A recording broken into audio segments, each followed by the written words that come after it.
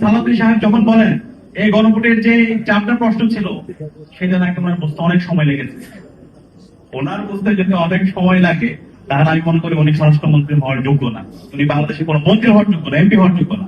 আমরা মনে করেছিলাম এই জুলাই বিপ্লবের মাধ্যমে তাদের সংশোধন হবে, এই জুলাই বিপ্লবের মাধ্যমে তারা ইতিহাস থেকে শিক্ষা নেবে, কিন্তু আমরা তাদের ইতিহাসের যে অন্যতম একটা শিক্ষা হচ্ছে ইতিহাস থেকে কেউ শিক্ষা নেয় না।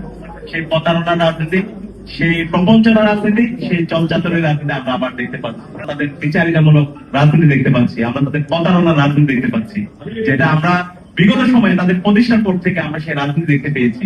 আমরা মনে করেছিলাম এই জুলাই বিপ্লবের মাধ্যমে তাদের সংশোধন হবে, এই জুলাই বিপ্লবের মাধ্যমে তারা ইতিহাস থেকে শিক্ষা নেবে, কিন্তু আমরা তাদের ইতিহাসের যে অন্যতম একটা শিক্ষা হচ্ছে ইতিহাস থেকে কেউ শিক্ষা নেয় না।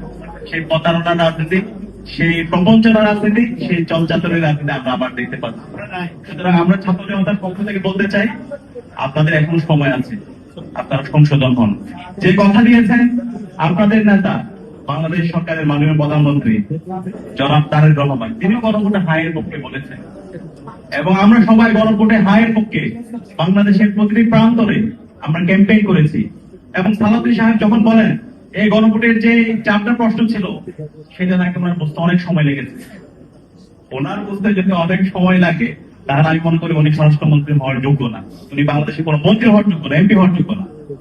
বাংলাদেশের একজন কৃষককে জিজ্ঞেস করেন, সে কিন্তু গণভোটের যে 4টা প্রশ্ন আছে সে বুঝেছে, সে রাষ্ট্র সংস্কার চায়, সে 72-এর যে ফ্যাসিবাদী সেই সংবিধান সেটা পরিবর্তন চায়, সেটা সংস্কার চায়, সে বিচার বিভাগের স্বাধীনতা চায়, সাংবিধানিক প্রতিষ্ঠানগুলো সে সংস্কার চায়, সে চায় না বাংলাদেশে আর কখনো আইনাগর তৈরি হোক, সে চায় না বাংলাদেশে কখনো আবার সেই ফেসিবাদে আমাদের যে নির্বাচন হয়েছে সেই নির্বাচনগুলো আবার অনুষ্ঠিত হোক, সবাই চায়।